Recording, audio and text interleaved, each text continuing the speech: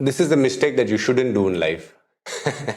If you get caught sometimes unnecessarily where you tap on an ad or where you are bored, you have time to kill, but instead of reading a book or just going for a walk, you sit down on social media, sometimes you end up spending more than you want to. And this is that example.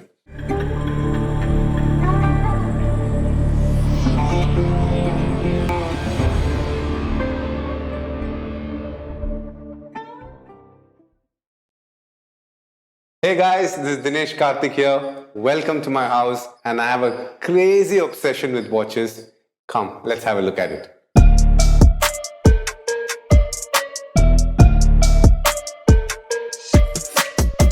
Coco. Hi. Hi. Hi.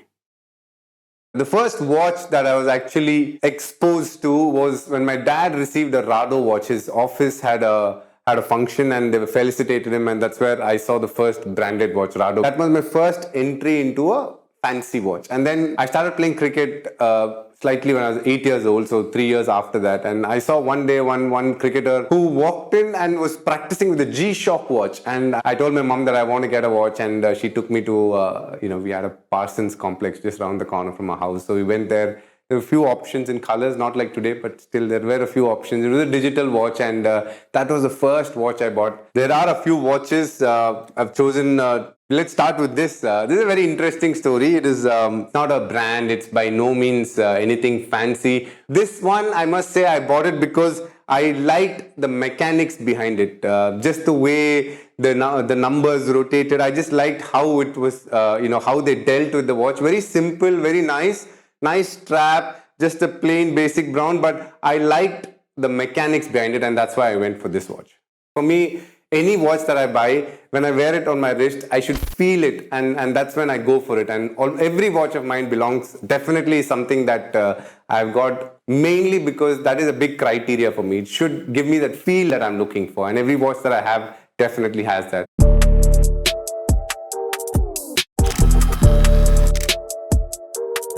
This is a very interesting watch. It's called Craig Shelly.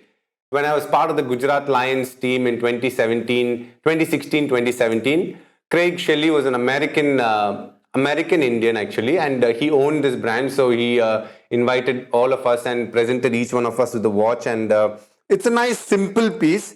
It's got a chronograph. It's got the basics of everything covered. And every watch has a memory. And this one will lie with the fact that as a cricketer, I had a great time with Gujarat Lions. So obviously, this has some nice memories attached to it. This is the Asia Cup that happened in 2018.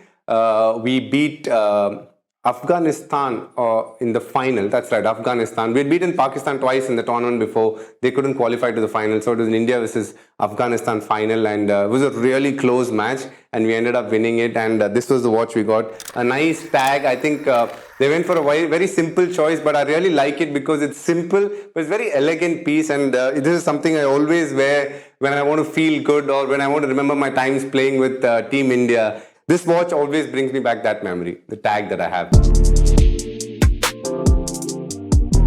Third piece is a very interesting piece.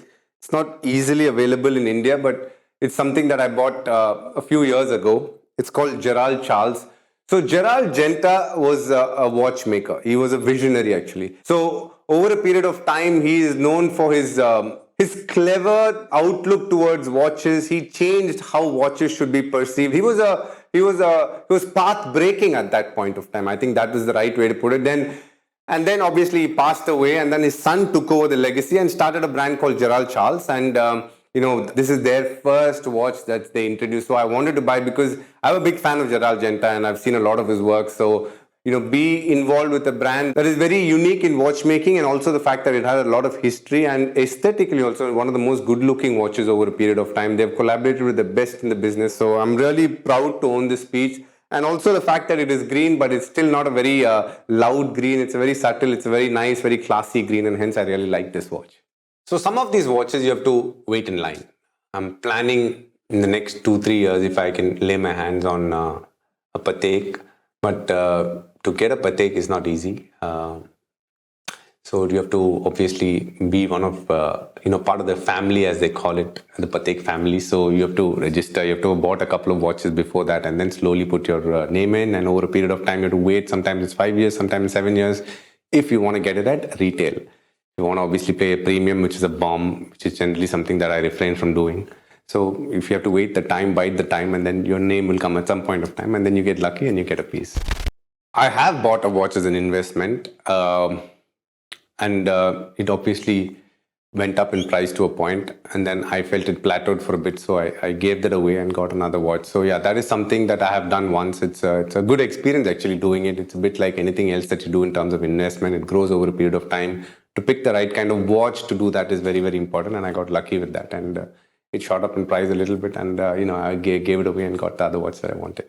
If I have to go out, if I have to do anything that is slightly important where I have to dress up, or even when I'm wearing it casually, it's always one of the mechanical watches. I'm a big fan of mechanical watches. I'm a big fan of complications. For me, all those things fascinate a lot more than just the digital side of things. I think it's a great accessory for every day-to-day life because it gives me a lot of value as a sports person in terms of sleep. When I train, it gives me good data, and most importantly, when I'm running, the advantage of this watch is it has a music app where I can just directly connect it to my earpods, and I don't need to be too worried about carrying anything along with it. So there's a lot of good things that I have to say about this watch. The Apple Watch Ultra is what it's called. I really like it because when you have an Apple Watch, the whole ecosystem works beautifully, and with how technology is just racing forward in that front, it's amazing in terms of be it picking up calls, showing Google Maps, everything is possible on that, and I really like how it is.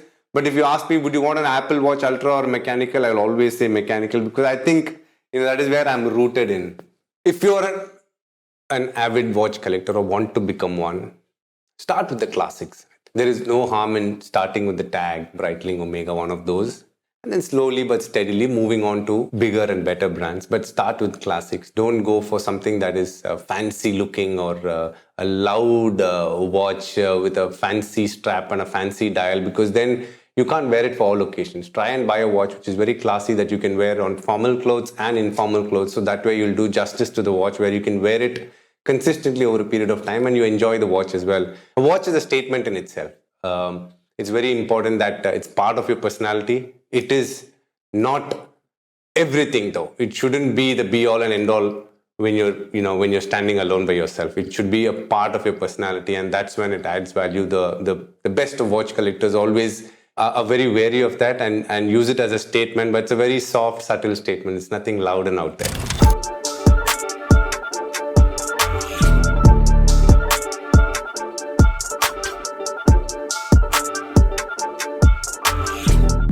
This is one of my latest acquisitions that I got.